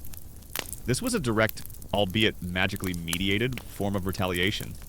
It's like sending a very passive-aggressive email. But with more pins and less spell check, the rise of medical schools and professional societies also contributes to this shift. Instead of knowledge being passed down through informal apprenticeships or family lines, it begins to be codified, taught, and debated in formal institutions. Physicians start to publish their findings, share their observations, and challenge old assumptions. This professionalization of medicine, however slow, creates a more standardized and evidence-based approach to healing. The timing of these rituals was often crucial. Many magical cures were believed to be most effective when performed during specific phases of the moon. A new moon for banishing, a full moon for drawing in healing energy. Certain days of the week, or even specific hours of the day, might also be deemed more auspicious. This adherence to cosmic cycles reflected the belief that human health was intimately connected to the rhythms of the universe. A lesser-known detail is the role of quacks and charlatans in this transitional period. As scientific understanding was still nascent and effective treatments were rare, many opportunistic individuals capitalized on the public's desperation, selling dubious elixirs and promising miraculous cures. These figures, while often fraudulent, inadvertently contributed to the decline of traditional magical healing by offering alternative, albeit equally unproven, scientific remedies. It's like the early days of the internet, where everyone was selling snake oil, but at least they were selling it with a fancy website. You might be instructed to collect dew from specific plants at sunrise, or water from a particular stream at midnight. The purity and timing of these natural elements were believed to imbue them with special healing properties, making them potent ingredients in your magical remedies. It wasn't just water, it was living water, charged with the energy of the earth and sky. Historians still debate whether the decline of belief in witchcraft as a cure was primarily a top-down process, driven by intellectual elites and religious authorities, or a bottom-up process, as ordinary people gradually found more tangible relief from nascent scientific medicine. Was it the philosophers who changed minds, or the doctors who changed bodies? It's likely a complex interplay, with both forces contributing to the gradual shift. The role of the spoken word, the incantation, was paramount. Whether a prayer, a rhyming verse, or a string of seemingly nonsensical words, the incantation was believed to activate the magic. It was the verbal key that unlocked the power within the herbs, the charms, or the ritual actions. You would listen intently as the cunning person recited these words, believing that their precise pronunciation and rhythm were essential for your recovery. You see the growing importance of hygiene, even if the underlying germ theory isn't fully understood. People begin to associate cleanliness with health. Hospitals, though still dangerous places, start to implement rudimentary practices like washing hands and instruments. These practical measures, born of observation rather than magical belief, slowly begin to reduce the spread of disease, offering more concrete results than any counterspell. A common historical fact is the practice of transferring illness. If you were suffering from a persistent ailment, a cunning person might attempt to transfer your sickness to an animal, a tree, or even an inanimate object. This could involve touching the afflicted area to the object, or performing a ritual over both you and the intended recipient of the illness. The idea was to physically or magically move the disease out of your body and into something else, leaving you healthy. The development of new surgical techniques, however crude, also offers a tangible alternative to magical intervention. If you have a tumor, a surgeon might attempt to remove it, rather than relying on a charm to make it disappear. The pain and risk are immense, but the possibility of a physical solution, however brutal, begins to overshadow the hope of a magical one. A lesser-known detail is the use of corpse medicine. While grim, certain parts of human corpses, particularly those of executed criminals or individuals who died violently, were sometimes used in folk remedies, believed to possess powerful, albeit dark, magical properties. A piece of rope from a gallows or a fragment of bone might be incorporated into a charm or potion, believed to transfer the power of death to combat illness. It's a stark reminder of the extreme measures people would resort to in their desperation. Consider the shift in focus from the individual to the population. As governments become more centralized, they begin to take an interest in public health. They implement quarantines during epidemics, improve sanitation in cities, and collect vital statistics. This move towards a public health approach, driven by a desire for a healthier workforce and a more stable society, further diminishes the reliance on individual magical cures. Historians still debate the ethical implications of these practices, particularly when they involved the exploitation of fear or the use of potentially harmful substances. Were the cunning folk genuinely trying to help, or were some simply preying on the vulnerable? It's a complex question, as the line between healer and charlatan was often blurred, and the desperate circumstances of the time could lead people to accept almost any proposed remedy. You might witness the growing skepticism towards supernatural explanations for natural phenomena. Comets are no longer seen as omens of plague, but as celestial bodies following predictable paths. Thunder is no longer the wrath of a god, but an atmospheric discharge. This broader intellectual shift, away from magical thinking and towards a more rational, mechanistic view of the universe, inevitably impacts the understanding of illness. You might also encounter counter-magic rituals. If you believed a witch had cast a spell on your crops, causing them to wither, you wouldn't just replant. You'd seek out a cunning person to perform a ritual to break the original curse and protect your fields from future magical attacks. This often involves specific prayers, scattering protective herbs, or even burying charms at the corners of your land. It was a proactive defense against unseen aggression. The Enlightenment, with its emphasis on reason, logic, and empirical evidence, plays a crucial role in this intellectual transformation. Philosophers and scientists challenge traditional dogmas and superstitions, advocating for a world understood through observation and critical inquiry. This intellectual ferment slowly filters down, influencing how people perceive illness and its causes. The concept of sympathetic healing extended to objects as well.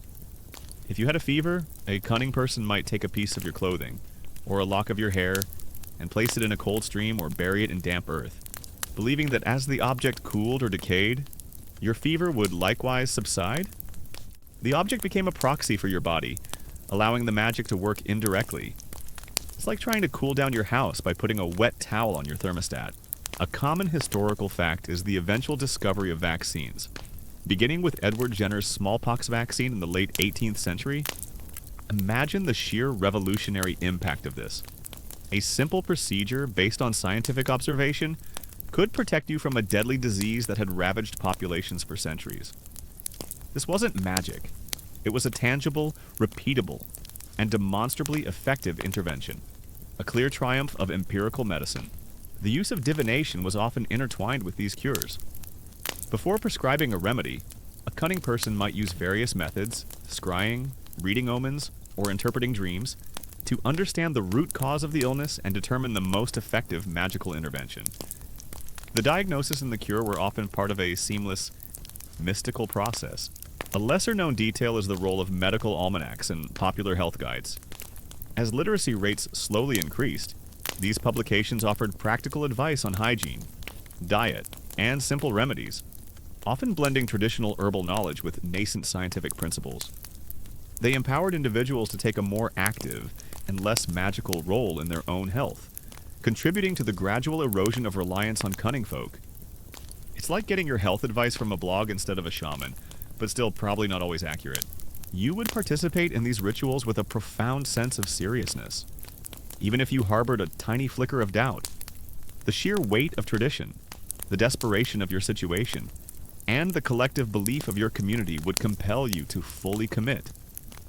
You would follow instructions precisely, perform every action with conviction, and utter every incantation with fervent hope.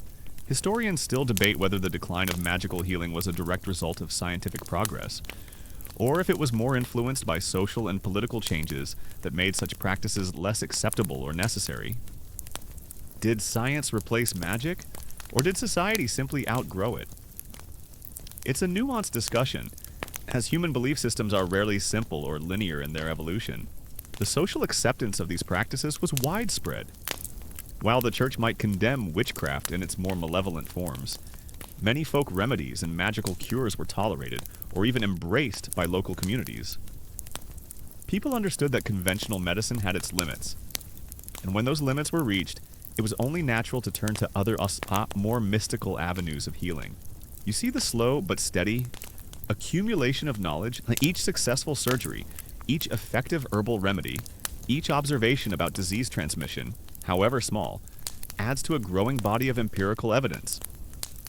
This evidence, over time, begins to outweigh the anecdotal successes and the powerful placebo effects of magical cures.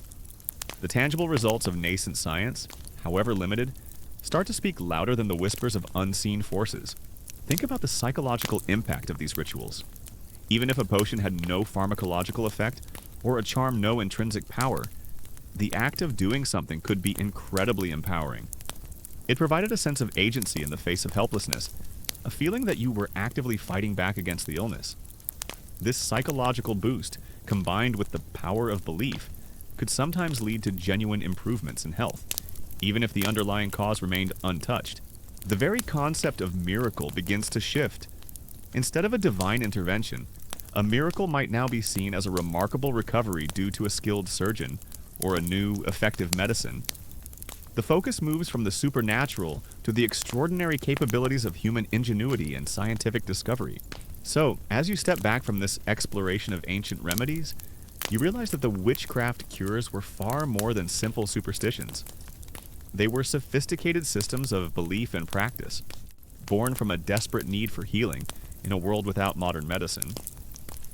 They combined practical herbal knowledge with deeply held magical beliefs, offering hope, comfort, and a sense of control to those afflicted by inexplicable illness. You understand now that when a body failed and science offered no answers, people turned to charms, potions, and rituals, hoping that a little bit of magic would be the cure they so desperately needed. Think about the changing role of the healer. While cunning folk still existed in rural areas, their influence gradually waned in urban centers where professional physicians and apothecaries became more common. The authority shifted from those who communed with spirits to those who studied anatomy and experimented with chemicals. Having explored the terrifying diagnoses and the bizarre remedies, you now turn your attention to the figures who actually administered these witchcraft cures, the cunning folk, the wise women, the village healers. In a world where formal medical training was non-existent and scientific understanding was rudimentary, these individuals were often your first, and sometimes only, line of defense against the relentless onslaught of illness and misfortune. They weren't just practitioners of magic, they were integral members of the community, offering a unique blend of practical knowledge, psychological comfort, and spiritual guidance. The development of pharmacology, however rudimentary, also played a part. As chemists began to isolate active compounds from plants and to synthesize new substances, the idea of a drug with a specific, measurable effect began to take hold. This was a direct challenge to the idea that a potion's power came from its magical preparation or its symbolic ingredients. Imagine yourself approaching the dwelling of the local cunning woman. Perhaps her cottage is a little off the beaten path, adorned with dried herbs hanging from the eaves and strange symbols carved into the doorframe. You might feel a mix of apprehension and profound hope. She isn't a doctor in your modern sense, but she is the one everyone turns to when the usual remedies fail, when a child wastes away, or when bad luck seems to cling to a family like a shroud. Her reputation precedes her, built on generations of whispered stories of successful cures and uncanny insights. You might feel a sense of relief as you witness this shift. While the world is still dangerous, and illness is still a terrifying threat, there is now a growing sense that humanity is beginning to understand, and perhaps even control, the forces that cause suffering. The fear of unseen magical malevolence slowly recedes, replaced by a new kind of challenge, the scientific conquest of disease. These cunning folk were, at their core, repositories of traditional knowledge. They knew the properties of local plants, which herbs could staunch bleeding, which could soothe a fever, which could ease pain. They understood basic anatomy, having likely assisted in births and prepared bodies for burial. They were skilled in setting broken bones, dressing wounds, and offering dietary advice. This practical, empirical knowledge formed the bedrock of their practice, making them indispensable even without the magical overlay. It's like your grandmother's secret recipe for chicken soup, but with added knowledge of local foraging and a side of spiritual counseling. So, as you reflect on this pivotal period, you understand that the fading of the magical spell was not an abrupt event, but a long, drawn-out process. It was a battle of worldviews, where empirical observation and scientific inquiry slowly, painstakingly, began to offer more tangible and consistent results than the ancient practices of magical healing. The whispers of witchcraft didn't vanish overnight, but their authority gradually diminished as the light of scientific understanding began to illuminate the true causes of illness, paving the way for the medicine you know today. But what set them apart, what truly defined them as cunning folk, was their perceived connection to the unseen world. They were believed to possess a second sight, an ability to perceive the spiritual causes of illness and misfortune. They could diagnose a curse, identify a malevolent spirit, or pinpoint the source of an evil eye. This wasn't just about physical symptoms. It was about understanding the energetic and spiritual imbalances that manifested as disease. When you came to them, you weren't just presenting a sick body. You were presenting a troubled soul, a disrupted life. You've journeyed through a world where illness was a terrifying mystery, where magic offered desperate hope, and where healers became heretics. You've witnessed the slow, painstaking rise of scientific understanding, gradually pushing the whispers of witchcraft into the shadows.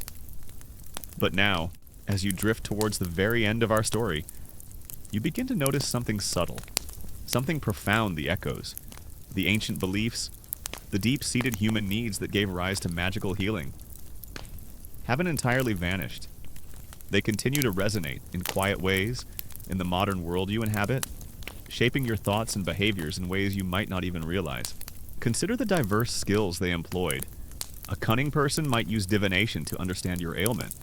They might scry in a bowl of water, looking for images that reveal the source of your suffering. They might interpret the patterns of spilled tea leaves, or cast bones or pebbles, seeking answers from the universe.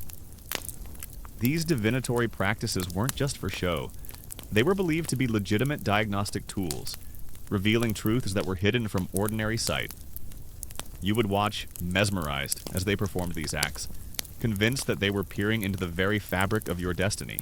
Imagine yourself back in your own time, scrolling through social media. You see an advertisement for a detox tea that promises to cleanse your toxins and restore your natural balance. Or perhaps a wellness influencer promoting a crystal that aligns your chakras and boosts your energy. Does this sound familiar? It should. These are distant echoes of the humoral theory, of purification rituals, and of the belief in unseen energies influencing your well-being. The language has changed, the packaging is slicker, but the underlying impulse to find a simple, often mystical solution for complex internal imbalances remains strikingly similar. A common historical fact is that cunning folk often acted as witch finders or unwitchers. If you suspected a neighbor had cast a spell on you, you would go to the cunning person, not to accuse, but to seek a way to break the curse. They would then employ counter magic, rituals designed to reverse the malevolent spell and send its ill effects back to the sender. This role was crucial for community harmony, providing a structured, albeit magical, way to address perceived grievances and restore balance without resorting to open conflict. This isn't to say that modern wellness practices are the same as ancient witchcraft, but the psychological drivers behind them often share common roots. You still crave control over your health, especially when faced with chronic conditions or vague symptoms that defy easy diagnosis. You still seek meaning in suffering, and you still yearn for a sense of connection to something larger than yourself. Whether that's a spiritual force, a universal energy, or simply a community of like-minded individuals.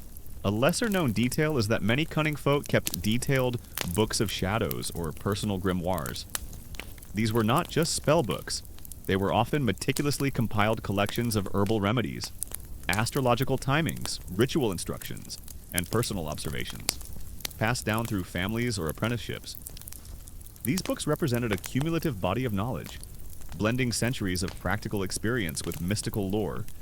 They were highly prized and often kept secret, their contents a testament to the cunning person's unique expertise. It's like their personal, handwritten medical encyclopedia, but with more moon phases and less sterile diagrams. Consider the pervasive belief in superfoods or miracle cures that sweep through popular culture. One day it's kale, the next it's turmeric, then elderberry, each touted as a panacea for everything from cancer to the common cold. While many of these foods have genuine health benefits, the fervor with which they are embraced, and the almost magical properties attributed to them, echo the ancient belief in specific herbs possessing extraordinary, almost supernatural, healing powers. It's like your ancestors believed in the magic of mandrake root, and you believe in the magic of spirulina powder. Same energy, different era. Historians still debate whether the cunning folk genuinely believed in their own magical powers, or if they were simply playing a role to meet the spiritual and psychological needs of their communities. Was their faith in the unseen real, or was it a pragmatic adaptation to a world that demanded such explanations? It's a complex question, as the line between sincere belief and practiced performance was often fluid, and perhaps also for many, the two were indistinguishable. You see this resonance in the enduring popularity of alternative medicine. Acupuncture, Reiki, energy healing, homeopathy. These practices, while often distinct from historical witchcraft, share a common thread with ancient magical healing. They often posit unseen forces, energetic imbalances, or spiritual connections as the root cause of illness. And they offer non-pharmacological, often ritualistic, interventions to restore health. They appeal to the same human desire for a holistic approach, a recognition that the body is more than just a collection of physical parts. You would observe their meticulous attention to detail. When gathering herbs, they wouldn't just pluck them randomly. They might do so at a specific time of day, perhaps at dawn, or during a particular moon phase, believing that the plant's potency was strongest then.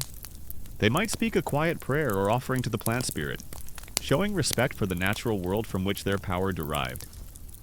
This reverence for nature was a hallmark of their practice, reflecting a deep understanding of the interconnectedness of all things. A common historical fact is that even in highly secularized societies, a significant portion of the population still holds some belief in supernatural phenomena, luck, or destiny, and these beliefs can subtly influence health decisions. While you might not explicitly believe in a witch's curse, you might still knock on wood for good luck before a doctor's appointment, or wear a lucky piece of clothing for an important medical test. These small rituals are remnants of a time when every aspect of life was imbued with unseen meaning. Their methods were often highly individualized. They wouldn't just give everyone the same potion for a fever. They would listen intently to your story, observe your demeanor, and consider the specific circumstances surrounding your illness. Was it a sudden onset? Had you recently argued with someone? Had you experienced a strange dream?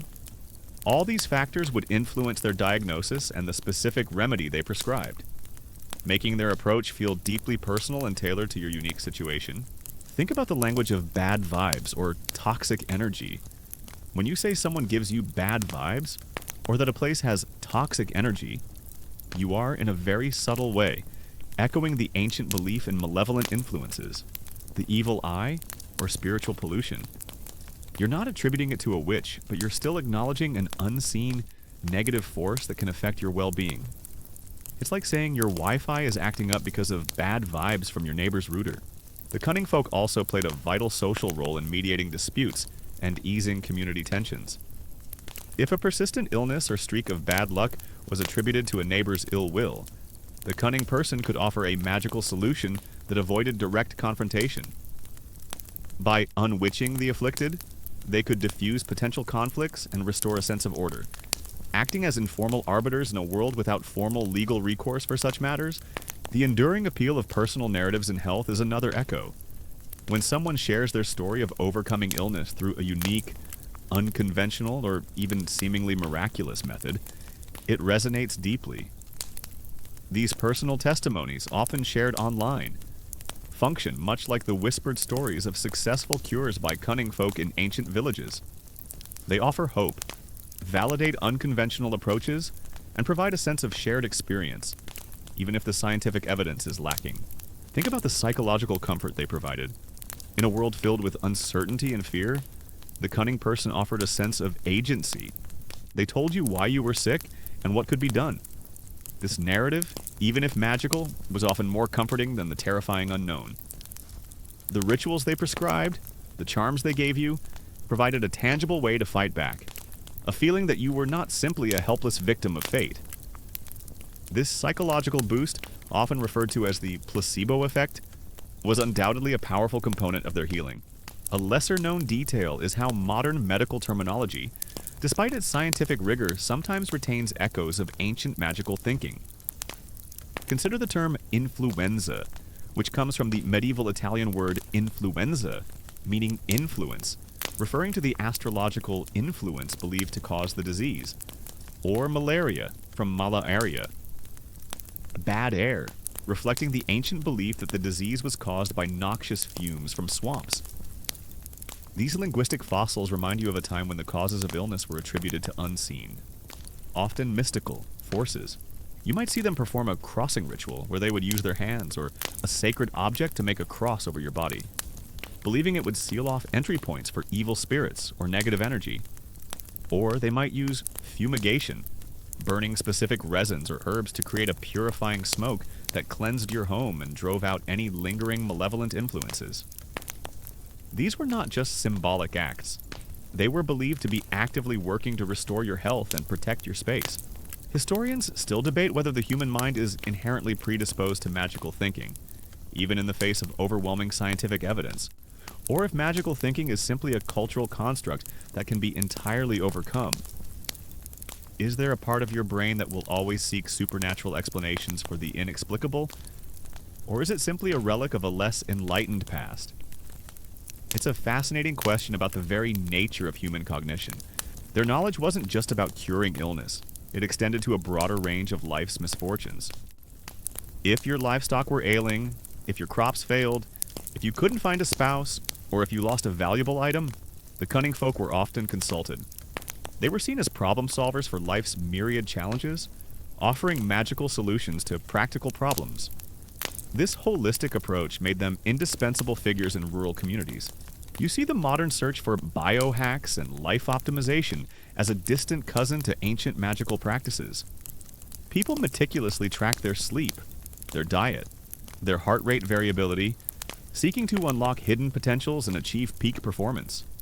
While rooted in data and technology, the underlying desire for ultimate control over the body, and the belief that specific, often complex rituals can unlock extraordinary results, echoes the ancient quest for magical mastery over health. It's like trying to achieve immortality by meticulously tracking your macros instead of drinking from a magical spring. A common historical fact is that many cunning folk were also skilled midwives. They assisted in childbirth, offering not only practical aid but also protective charms and rituals to ensure a safe delivery for both mother and child. This dual role further cemented their position as essential community figures, present at the most vulnerable and sacred moments of life. The emotional impact of illness remains constant. When you or a loved one is sick, especially with a serious or chronic condition, you still experience fear, anxiety, and a sense of helplessness. In these moments of vulnerability, the appeal of simple, powerful solutions, even if they lack scientific backing, can be incredibly strong. The human need for hope, for a narrative, for a sense of agency, doesn't disappear just because you have modern medicine. A lesser-known detail is the practice of peeping or gazing into the patient's body. While not a medical examination in the modern sense, some cunning folk claim to be able to see the illness within the body, either through a form of clairvoyance or by interpreting subtle signs and energies. This allowed them to offer a diagnosis that resonated with the patient's own feelings of internal malaise, even if it lacked anatomical precision. It's like your doctor doing an X-ray, but with more intense staring and less radiation. Consider the enduring fascination with curses or bad luck when things go wrong. While you might rationalize it as a string of coincidences, the feeling that the universe is against me, or that you're cursed by misfortune, is a subtle echo of the ancient belief in malevolent magic. You might joke about it, but a part of you still recognizes that nagging feeling that some unseen force might be influencing your life. Historians still debate the relationship between cunning folk and the official church. While the church generally condemned magic as demonic, many local priests often tolerated or even secretly consulted cunning folk, recognizing their practical utility and the deep-seated beliefs of their parishioners. The line between acceptable folk practice and condemned witchcraft was often blurry and subject to local interpretation. The role of experts also resonates. Just as ancient communities turned to cunning folk for their specialized knowledge, modern society turns to doctors, scientists, and wellness gurus. While the basis of their authority has shifted from spiritual insight to scientific expertise, The human tendency to defer to those perceived to have special knowledge, especially in matters of health, remains strong. You might hear stories of their familiars, animal companions, like cats, dogs, or even birds, who were believed to assist them in their magical work, acting as conduits for spiritual energy or messengers from the unseen world. These familiars were not just pets, they were integral to the cunning person's identity and power, further enhancing their mystique. You might find yourself drawn to anecdotal evidence, even when scientific studies contradict it.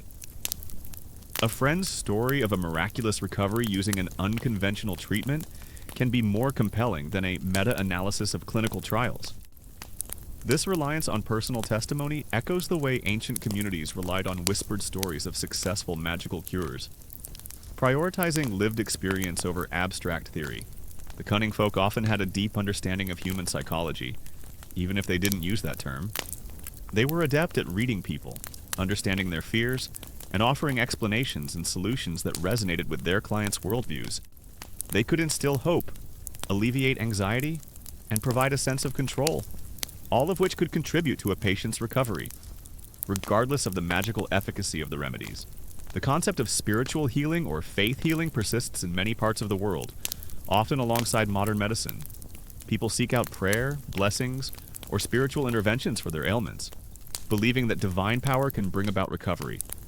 This is a direct, unbroken lineage from the ancient belief that illness has a spiritual component and requires a spiritual remedy. Their fees varied. Sometimes they would accept payment in goods or services, a chicken, a bushel of grain, or help with chores. Other times they might charge a small coin, but their primary motivation was often rooted in their role as community healers, rather than purely financial gain. This made their services accessible to everyone, regardless of their wealth. A common historical fact is that the placebo effect, the mind's power to heal the body based on belief, is still a significant factor in modern medicine, even in clinical trials. This scientific validation of belief's power directly connects to the observed effectiveness of ancient magical cures, demonstrating that the human element of faith has always been, and continues to be, a potent force in healing. You would see them using charms that were not just objects, but also specific actions or words. A charm might involve spitting 3 times over your left shoulder to ward off bad luck, or tying a red thread around your wrist for protection. These simple, everyday rituals were deeply ingrained in the culture, offering small, constant acts of magical defense against the uncertainties of life. A lesser-known detail is the subtle influence of ancient astrological beliefs on modern concepts of circadian rhythms or biorhythms. While modern science focuses on the biological clock and environmental cues, the ancient idea that celestial bodies and natural cycles influenced human health and well-being has, in a very different form, found a scientific echo in the understanding of how daily and seasonal rhythms affect your body. It's like your ancestors thought the moon controlled your moods, and now you have an app that tracks your sleep cycles. The cunning folk were also guardians of local lore and traditions. They knew the stories of the land, the history of the families, and the ancient customs that bound the community together. This deep knowledge of their surroundings and their people further enhanced their authority and trustworthiness, making them seem like living links to a powerful, ancient past. Historians still debate the long-term impact of the witch hunts on the development of medicine. Did the suppression of folk magic inadvertently clear the path for scientific medicine by removing competing paradigms? Or did it destroy valuable traditional knowledge that could have contributed to medical understanding? It's a complex legacy, with both positive and negative consequences. Think about the sheer courage it took to be a cunning person. While often respected, they also walked a precarious line. If their remedies failed too often, or if they were seen as too powerful, they could become targets of suspicion and fear, potentially leading to accusations of malevolent witchcraft. Their position was one of immense responsibility and inherent danger. You see the modern obsession with clean eating or natural remedies as a desire to return to a simpler, perhaps purer way of life, echoing a longing for a time when health was perceived as being in harmony with nature, free from artificial interventions. This romanticized view of the past, however inaccurate, reflects a deep human yearning for authenticity and control over what goes into your body. You might witness a cunning person using a purification bath. They would prepare a bath with specific herbs, salts, and sometimes even consecrated water. instructing you to immerse yourself fully. The purpose was not just physical cleanliness, but spiritual cleansing, washing away any curses, negative energies, or illness-causing influences that clung to your body. It was a ritual of renewal, designed to restore your vitality. The very act of seeking a diagnosis, whether from a doctor or a spiritual healer, still provides a sense of relief. Knowing what you're up against, even if the news is bad, is often better than the terrifying unknown. This fundamental human need for explanation and categorization, whether scientific or magical, remains a constant. The social dynamics surrounding cunning folk were complex. While they were sought out for their healing abilities, they were also sometimes viewed with a degree of fear or unease, especially if their methods seemed too unconventional or if they were perceived to have too much power. This duality, respected healer and potential witch, was a constant tension in their lives. The human body, even with all your modern scientific understanding, still holds mysteries. You still face incurable diseases, unexplained phenomena, and the ultimate certainty of death. In these moments of profound uncertainty, the ancient human impulse to seek meaning, to find comfort in belief, and to reach for something beyond the purely physical, continues to stir within you. So, as you reflect on the cunning folk, you realize they were far more than just witches in the pejorative sense. They were vital community figures, blending practical medical knowledge with deeply held magical beliefs. They offered not just remedies, but explanations, comfort, and a sense of control in a world that often felt chaotic and terrifying. They were the bridge between the visible and the invisible, the physical and the spiritual, providing a unique and indispensable form of healing that resonated deeply with the people of their time. You understand now that when illness struck and the unknown loomed large, the cunning folk were the trusted guides who offered a glimmer of hope, a touch of magic, and a path back to well-being. So, as you finally close your eyes on this long journey through the history of illness and belief, you realize that the echoes of ancient magic are all around you. They whisper in the language you use, in the choices you make, and in the enduring human need for hope, meaning, and control in the face of suffering. The magical spell may have faded, replaced by the bright light of science, but the fundamental human desires that gave it power continue to resonate. A quiet hum beneath the surface of your modern world. You've seen who these cunning healers were and the strange methods they employed. But now, let's step back a moment and consider what truly happened when you, a suffering individual, placed your faith in a magical cure. This is where we talk about one of the most potent forces in medicine, one that requires no antibiotics or surgery, and that is the power of belief. You are in a world where belief can be the strongest medicine, offering profound psychological comfort and potent psychological effects to the afflicted.